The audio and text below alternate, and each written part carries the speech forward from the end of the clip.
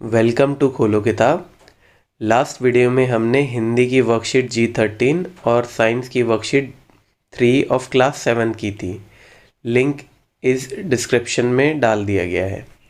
इस वीडियो में हम साइंस विज्ञान की वर्कशीट 3 ऑफ क्लास 8 करेंगे, जो 20 जुलाई को आपको मिली है।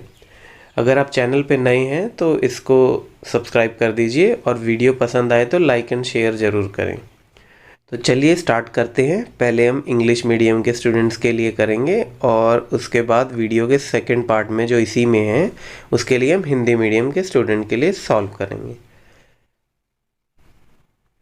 तो सबसे पहले आपको अपना नाम लिखना है, जो सर्कल मैंने किया है लेफ़्ट साइड में जहाँ नेम ऑफ द स्टूडेंट है, और उसके राइट साइड में लिखना है क्लास टीचर का नाम। तो इसमें आपको लाइट के बारे में कुछ कैरेक्टरिस्टिक्स बताई गई हैं, तो आइए देखते हैं। नंबर 1 है light always travels in a straight line.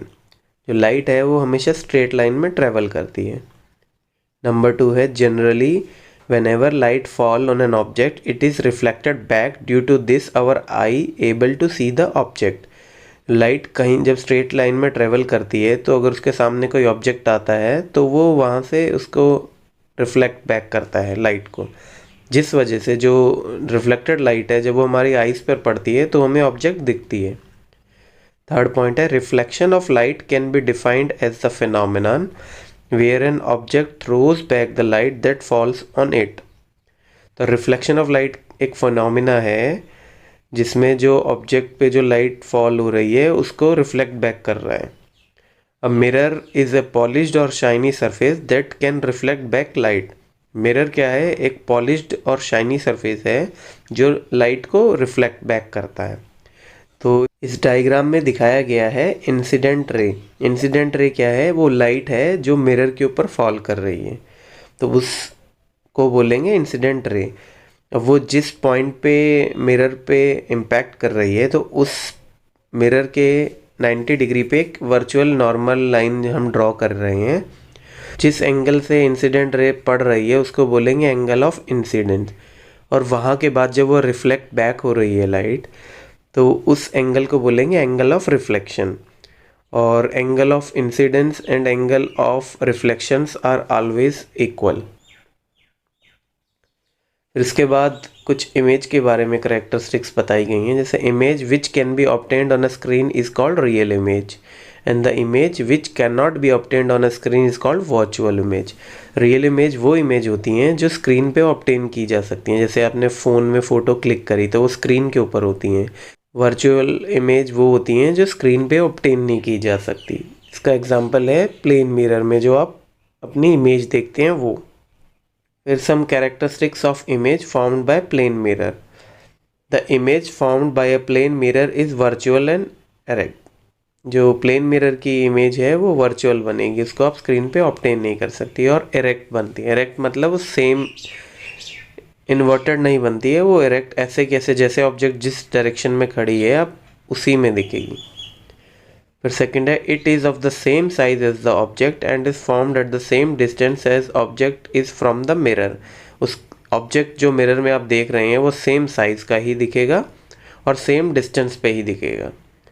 The third one is the image formed is laterally inverted, hence the word on ambulance are written in laterally inverted form। जो इमेज फॉर्म बनेगी plane mirror पे वो laterally inverted होगी। इसका example जैसे आप कोई ए या बी सी कैपिटल में आप देखेंगे तो वो लेटरली इन्वर्टेड दिखेगा, इसीलिए एम्बुलेंस के ऊपर ना उल्टा एम्बुलेंस लिखा होता है, ताकि जब हम कोई व्हीकल ड्राइव करें उसके आगे कार या स्कूटर या बाइक तो उसके मिरर पे जो इसके रिफ्लेक्शन बने वो सीधा एम्बुलेंस पड़े। There are two type of mirrors, one plane mirror and second spherical mirror। Spherical mirror can further be distinguished into two mirrors called concave mirrors and convex mirror।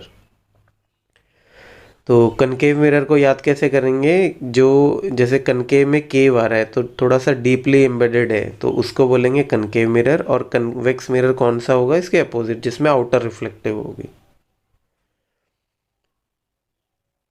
तो आइए question answer करते हैं। सबसे पहले लिखा गया है क्वेश्चन 1 क्या है? Right characteristics of image found by a plane mirror. तो अभी हमने पढ़ा था characteristics of plane mirror 3 image formed by a plane mirror is virtual and erect. And second, it is of the same size as the object and is formed at the same distance as the object is from the mirror.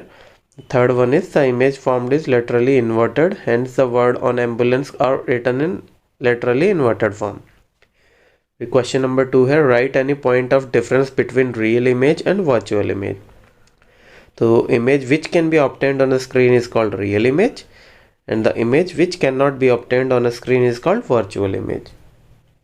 Question number 3 है, what are different type of spherical mirrors? How are they different from plane mirrors? So there are two type of spherical mirrors, namely concave mirror and convex mirror. And a plane mirror is just a smooth mirror surface that is completely flat, whereas a spherical mirror is a mirror that has a constant curve and a constant radius of curvature. Plane mirror क्या है, वो बिल्कुल smooth surface होता है, जैसे boy जहाँ अपनी photo देख रहा है वो प्लेन मिरर है जो हमारे घर में होता है। और जो स्फेरिकल मिरर्स होते हैं उसका एक तो कांस्टेंट कर्व होता है, कर्व एक कांस्टेंट होता है, ऐसा नहीं है कि जिगजैग या कुछ होगा। और दूसरा क्या है, इसका कांस्टेंट रेडियस ऑफ कर्वेचर होता है। इसमें मैंने दिखाया गया है, जैसे एक सर्कल रेड कलर का सर्कल है, वो इसीलिए दिखाया है क्योंकि अगर आप कनकेव या कन्वेक्स मिरर को पूरा एनलार्ज करोगे, बड़ा करते जाओगे पूरा गोल, तो ये सर्कुलर फॉर्म में होता है जिसका कांस्टेंट रेडियस ऑफ कर्वेचर होता है। तो अब हिंदी मीडियम स्टूडेंट्स के लिए ये वर्कशीट 3 करेंगे। तो सबसे पहले तो विद्यार्थी को अपना नाम लिखना है लेफ़्ट साइड में, और राइट साइड में उसके कक्षा अध्यापक का नाम। तो इसमें प्रकाश के बारे में बताया गया है। सेम वही वर्कशीट है जो भी हमने इंग्लिश में करी है। तो एक बार इसको वीडियो को पॉज करके आप पढ़ लीजिए। जिस प्रतिबिंब को पर्दे पर प्राप्त ना किया जा सके वह आभासी प्रतिबिंब कहलाता है। समतल दर्पण में बनने वाले प्रतिबिंब के लक्षण क्या हैं? समतल दर्पण द्वारा बनाने वाले प्रतिबिंब सीधा व आभासी होता है। यह वस्तु के समान आकार का होता है और उतनी ही दूरी पर बनता है जितनी दर्पण से बिंब की दूरी होती है। इसमें बनने वाला प्रतिबिंब सीधा एवं पार्श्व परिवर्तित भी होता है, इसलिए एम्बुलेंस पर शब्द पार्श्व परिवर्तित रूप में लिखे जाते हैं। दर्पण दो प्रकार के होते हैं, समतल दर्पण जो अपने घरों में होता है, और गोलीय दर्पण, अवतल दर्पण और उत्तल दर्पण गोलीय दर्पण के प्रारूप है। तो ये जो प्रश्न उत्तर है, पहला प्रश्न है समतल दर्पण में बनने वाले प्रतिबिंब के लक्षण लिखिए। तो यही अभी हमने पढ़ा है, वो इसमें लिखा हुआ है, आप नोट डाउन कर लीजिएगा वीडियो पॉज करके। फिर दूसरा प्रश्न है वास्तविक प्रतिबिंब और आभासी प्रतिबिंब के बीच अंतर लिखिए। तो ये भी हम अब क्लियर है हमें, तो हम ये भी लिख सकते हैं कि जिस प्रतिबिंब को पर्दे पर प्राप्त किया जा सके वह वास्तविक प्रतिबिंब कहलाता है, और जिस प्रतिबिंब को पर्दे पर प्राप्त ना किया जा सके वह आभासी प्रतिबिंब कहलाता है। फिर है गोलीय दर्पण के विभिन्न प्रकार क्या हैं? यह समतल दर्पण से किस प्रकार भिन्न है? गोलीय दर्पण दो प्रकार के होते हैं, अवतल दर्पण और उत्तल दर्पण। एक समतल दर्पण केवल एक चिकनी प्रतिबिंबित सतह है जो पूरी तरह से सपाट है, जबकि गोलाकार दर्पण एक ऐसा दर्पण है जिसमें एक सुसंगत वृक्क और वक्रता का एक स्थिर त्रिज्या होती है। इस पे आप फिगर में देखेंगे तो आपको दिखेगा कि जो ये सर्कल बनाया गया है मैंने, वो इसीलिए बनाया है क्योंकि अगर ये अवतल दर्पण या उत्तल दर्पण को पूरा गोला करेंगे तो ये गोलाकार का होता है जिसका स्थिर त्रिज्या होती है। इसी के साथ हमारी ये वर्कशीट कंप्लीट हुई। अब हम नेक्स्ट वीडियो में नेक्स्ट वर्कशीट करेंगे। तो don't forget to like, comment, share and subscribe the channel. Thank you.